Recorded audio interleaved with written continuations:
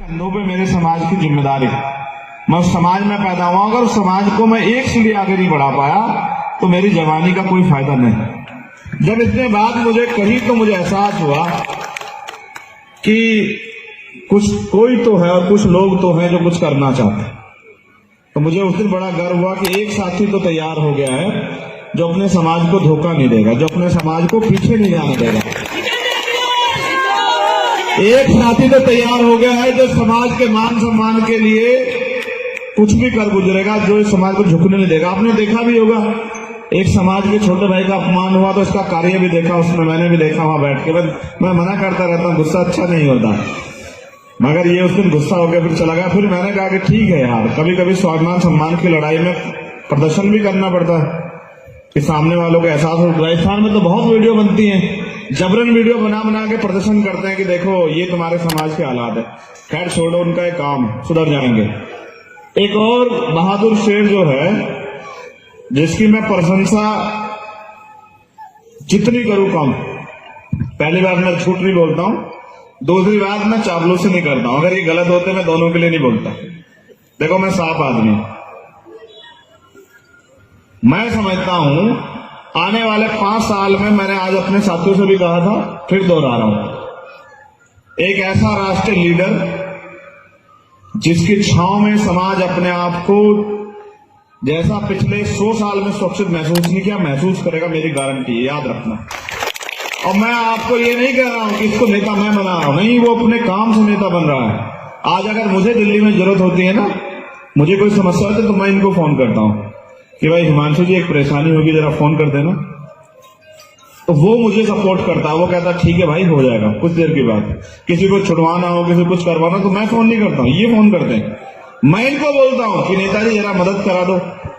तो मैं समझ रहा हूं कि नई लीडरशिप पैदा हो रही है और मैंने देखा उसका डेडिकेशन। एक दिन मैंने उसको आजमाया तो मैंने उससे एक सवाल छोड़ा उसके आगे कि कुछ पैसे वैसों का। तो उसने कहा देखो भाई, हमारे नेता ने हमें बिकना नहीं सिखाया, तो जब हमारे नेता ने सिखाया तो हम लोग तो नहीं बिक सकते हैं। तो मुझे ये भी कंफर्म हुआ कि नहीं, एक और तैयार हो रहा है। तो मैं यही नोटिस कर रहा हूं क्या तैयार हो रहा है। अब मैं आपको कुछ बताता हूं, ये दोनों शख्स, इतिहास इनको याद रखेगा, मेरी बात को याद रखना। मैंने मानव दीनदयाल वाल्मीकि जी को पढ़ा, वो यहीं पैदा हुए और उनकी वजह से मान्यवर काशीराम साहब मूवमेंट में आए। मैं उनको गुरु का दर्जा देता हूं, क्यों? क्योंकि मान्यवर काशीराम साहब को उन्होंने दिशा दिखाई, वरना काशीराम साहब तो अपनी जिंदगी जी रहे थे क्लास 1 के अफसर होकर। मैंने ओम प्रकाश वाल्मीकि जी को पढ़ा, आप में जिसने पढ़ा ना मेरी रूह तक हिल गई जिस दिन मैंने उनके संघर्ष को, उनके जीवन को पढ़ा, उनके किस्से को पढ़ा। जब मैंने उनके दर्द को पढ़ा, वो मेरे यहां मुजफ्फरनगर के रहने वाले थे, बगरा। और एक कहानी जब मैंने उनकी पढ़ी ना तो मैं सिसक गया, क्योंकि मैं भावुक आदमी हूं। अपने लोगों को अन्याय अत्याचार में देखा मैंने, तो मुझे तकलीफ होती है। मैं अपने समाज के दर्द को अपना दर्द समझता हूं, अपने दर्द को तो मैं कुछ नहीं समझता हूं, क्योंकि मैं समझता हूं तो आता जाता रहता, वो कुछ नहीं होता है। मैंने जब उनकी किस्से और उनकी जीवनी पढ़ी, उनकी आत्मकथा झूठन के रूप में उनकी कहानियां पढ़ी, तो मुझे तकलीफ हुई कि हम कहां थे और आज हम कहां। आप एक बार महसूस करके देखो कि अब से 100 साल पहले हम लोग कहां थे। क्या हम पे मंच था? क्या हम पे आशा बहन जैसी बहनें थी? क्या हम पे बोलने के लिए माइक था? क्या हमें ये आजादी थी? हम ऐसे थे जैसे गुब्बारे, हवा इधर से आए तो इधर हिल पड़े, इधर से आए तो इधर हिल पड़े, ऐसे ही तो थे। हमारा कोई वजूद नहीं था, हम गुलाम थे। जिसको जो मन आए हमें वो कहता था, जिसको जिस मन से आए हमें सींचता था, जिसको जो मन आए उस डंडे से हमें हाँकता था।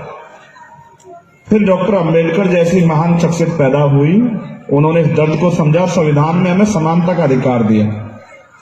उनके अथक प्रयासों से इस देश की तमाम महिलाओं को, वो किसी जाति धर्म की, उनको अवसर मिला। आज जो प्रधान से लेके पार्षद तक हम लोग बनते हैं ना यहाँ, वो भी पॉलिटिकल रिजर्वेशन बाबा साहब के अम्बेडकर के संविधान में। कंधों पे मेरे समाज की जिम्मेदारी।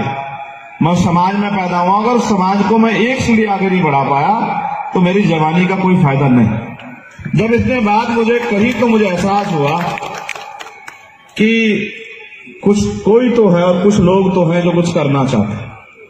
तो मुझे उस दिन बड़ा गर्व हुआ कि एक साथी तो तैयार हो गया है जो अपने समाज को धोखा नहीं देगा, जो अपने समाज को पीछे नहीं जाने देगा।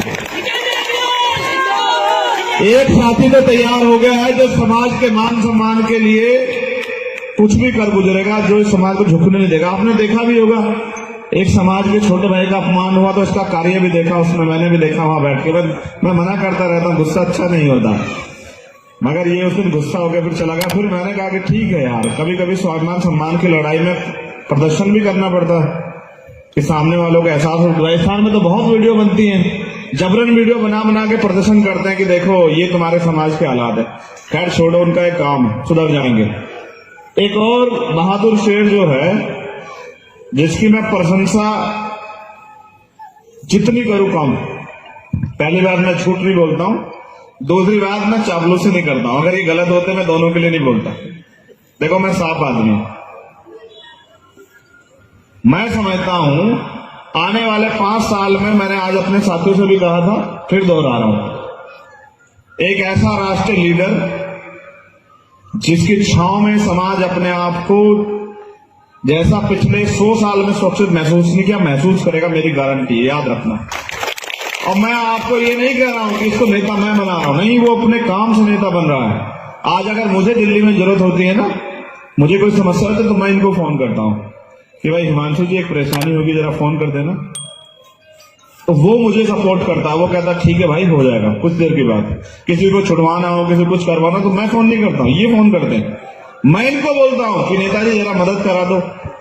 तो मैं समझ रहा हूं कि नई लीडरशिप पैदा हो रही है, और मैंने देखा उसका डेडिकेशन। एक दिन मैंने उसको आजमाया, तो मैंने उससे एक सवाल छोड़ा उसके आगे कि कुछ पैसे वैसों का। तो उसने कहा देखो भाई, हमारे नेता ने हमें बिकना नहीं सिखाया, तो जब हमारे नेता ने सिखाया तो हम लोग तो नहीं बिक सकते हैं।